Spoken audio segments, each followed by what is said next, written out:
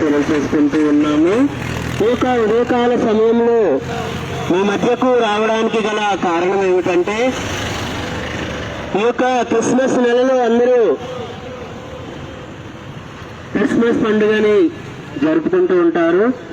ఏదో ఒక ప్రాంతంలోనూ లేకపోతే ఒక ఊళ్ళోనూ కాదు, ప్రపంచమంతా జరుపుకునే ఏకైక పండుగ క్రిస్మస్ పండుగ. ఎందుకు జరుపుకుంటున్నారు?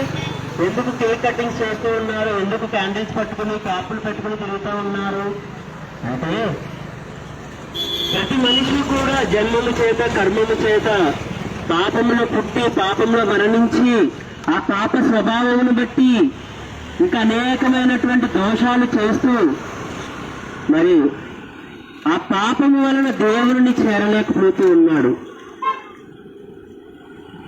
ప్రతి మనిషి కూడా నరక పాత్రుడు అగ్నిగుండానికి వెళ్ళిపోయే పరిస్థితి ఏర్పడింది. గరుడ పురాణంలో యమధర్మరాజు మరి ఎన్నో రకాలైనటువంటి శిక్షలు మరి విధిస్తూ ఉన్నాడని చెప్పి మరి వ్రాయబడి ఉంది. అన్ని గ్రంథాలు చెబుతా ఉన్నాయి. నరకం అనేది ఒకటి ఉంది, ఘోరమైన అగ్నిగుండం అనేది ఒకటి ఉంది. మరి అగ్నిగుండము నుండి తప్పించబడాలి అంటే ఏం చేయాలి? ఈ పాపముల నుండి మనకు విడుదల రావాలి అంటే ఏం చేయాలి?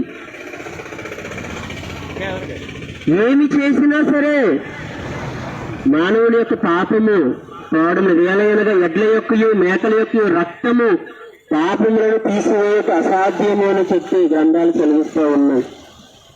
ఋషులైన వారే ప్రార్థన చేశారు, ఓ దేవా మా పాపముల నుంచి మమ్మల్ని విడిపించు అని.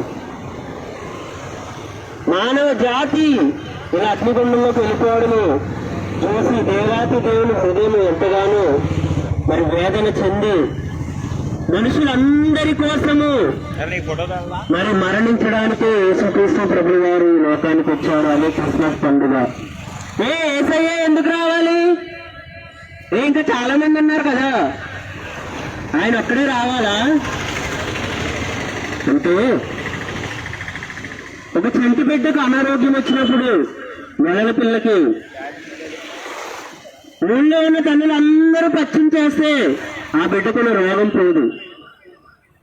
ఎవరైతే ఆ బిడ్డ యొక్క తల్లి ఉన్నారో, కన్న తల్లి ఉన్నారో, ఆవిడ మాత్రమే పచ్చం చేసి ఆ బిడ్డకు పాలిస్తే అప్పుడు ఆ బిడ్డలో ఉన్న రోగము తగ్గుతుంది. అలాగే సృష్టికర్త అయిన దేవుడే ప్రాణం పెడితే అప్పుడు మాత్రమే మానవుని యొక్క పాపము పోతుంది అని చెప్పి ఈ సృష్టిని అఖిల బ్రహ్మాండములు సూర్యచంద్రులను ఆకాశ మహాకాశములను చేసినటువంటి యేసుక్రీస్తు ప్రభుల వారే నీ కోసము నా కోసము ఈ లోకంలో జన్మించడం జరిగింది. మనుషులందరి కోసం ఆయన శిలువలో ప్రాణం పెట్టారు, మరణించి మరలా 3వ దినాన తిరిగి లేచాడు. ఆయన చేతులు చాచి పిలుస్తున్నాడు, నా యొద్దకు వచ్చేవాడిని నేను ఎంత మాత్రమునో త్రోసివేయను అని. సకల మత గ్రంథాలు సెలవిస్తా ఉన్నాయి. ఒక విరాట్ పురుషుడు పుడతాడు, భూమికి నడుముద్దు అనే ప్రాంతంలో పుడతాడు అని బుద్ధుడు చెప్పాడు. నేను చనిపోయిన 500 సంవత్సరాల తర్వాత మెతయా అని ఒక ఆయన అవతరిస్తాడు అని చెప్పి సకల మత గ్రంథాల సారవ ప్రకారము, సకల మత గ్రంథాల ప్రవచనముల ప్రకారము యేసుక్రీస్తు ప్రభువు వారు మనందరి కోసము జన్మించారు. ఆయన పుట్టింది ఎందుకయ్యా అంటే నీ కోసం నా కోసం శిలువలో ప్రాణం పెట్టడానికి. ఆయన చనిపోయినట్టుగానే కాకుండా మరణించి 3వ దినాన తిరిగి లేచాడు.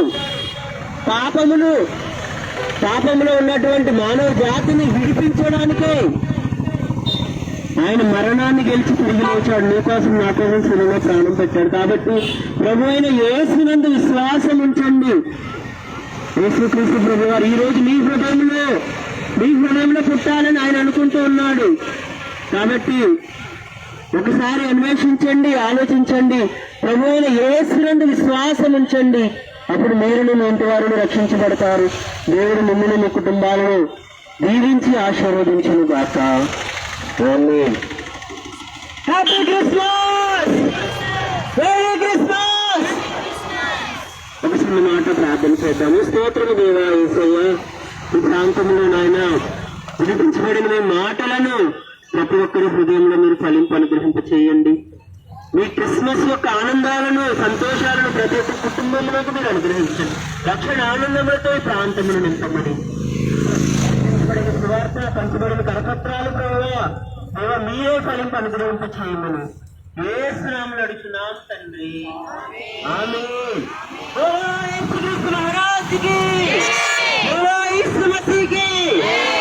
రక్షకునికి